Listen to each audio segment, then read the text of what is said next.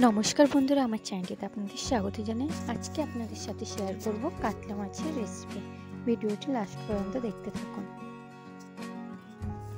মাছটিতে প্রথমে আমি হলুদ লবণ মাখিয়ে নিয়েছি। মাছটিতে দেবার জন্য নিয়েছি সজনে ডাঁটা আর একটি বড় আলু, আর নিয়েছি 2 চামচ কাসুন।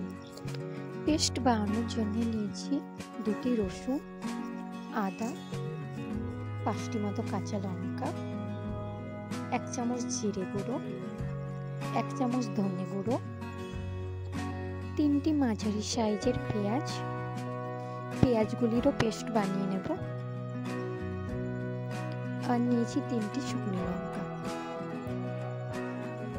সবগুলির এবার পেস্ট বানিয়ে নেব। প্রথমে কড়াই তেল গরম করে নিয়েছি। এরপর তেলের মধ্যে মাছগুলি দিয়ে দিচ্ছি।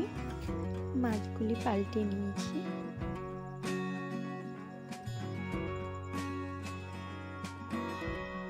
দুদিক ভালোভাবে লাল হয়ে গেছে। মাছগুলি ভেজে তুলে নিয়েছি। এরপর সব মাছগুলি এরকম ভাবে ভেজে তুলে নেব। তেলের মধ্যে সজনে ডাঁটাগুলি দিয়ে দিচ্ছি। ডাঁটাগুলি হালকা ভাজা হয়ে গেছে। ডাঁটাগুলি তুলে নিচ্ছি। কড়াইয়ের মধ্যে 100 গ্রাম তেল দিয়ে দিচ্ছি। তেলটি গরম করে 1/2 চামচ পাঁচফোড়ন দিয়ে দিচ্ছি। আর দিয়ে দিচ্ছি আলুগুলি। আলুটি দেওয়ার পর ভালো করে নাড়াচাড়া করে নিচ্ছি। আলুটি হালকা লাল করে ভেজে নিয়ে এরপর আদা, রসুন, জিরের পেস্ট দিয়ে দিচ্ছি। আর দিচ্ছি 2 চামচ হলুদ, স্বাদ অনুযায়ী লবণ, 1 চামচ লঙ্কা গুঁড়ো, আর 1/2 চামচ দিয়ে দিচ্ছি কাশ্মীরি লঙ্কা, সেটি কালার করার জন্য দিচ্ছি। মশলাগুলি ভালো করে আলুর সঙ্গে মশলাটি 10 মিনিট মতো ভালোভাবে কষিয়ে নেব, যতক্ষণ না কাঁচা গন্ধটি পাওয়া যাচ্ছে।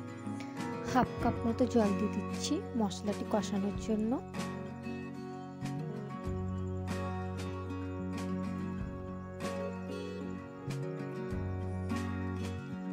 টমেটো দিয়ে দিচ্ছি। এখানে আমি 2টি টমেটো দিয়েছি। মশলাটি ভালো করে 10 মিনিট মতো কষিয়ে নিতে হবে। মশলাটি 10 মিনিট ভালোভাবে কষিয়ে নিয়েছি। মশলার কাঁচা গন্ধগুলি চলে গেছে। এরপর সজনে ডাঁটাগুলি দিয়ে দিচ্ছি। ডাঁটাটি দেওয়ার পর ভালো করে নাড়াচাড়া করে নিয়েছি।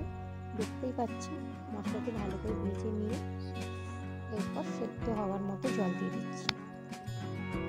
ডাঁটা আলুটি 15 মিনিট মতো সেদ্ধ করে নেব। জলের মধ্যে দিয়ে দিচ্ছি 2 চামচ কাসুন।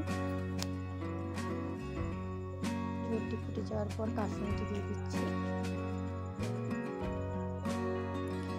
মনে রাখবেন, ঝোলটি ফুটে যাওয়ার পরে কাসুনটি দিতে হবে।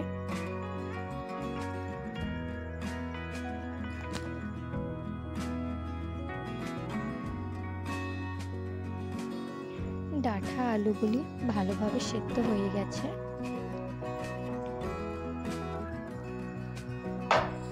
এরপর ভাজা মাছগুলি দিয়ে দিচ্ছি।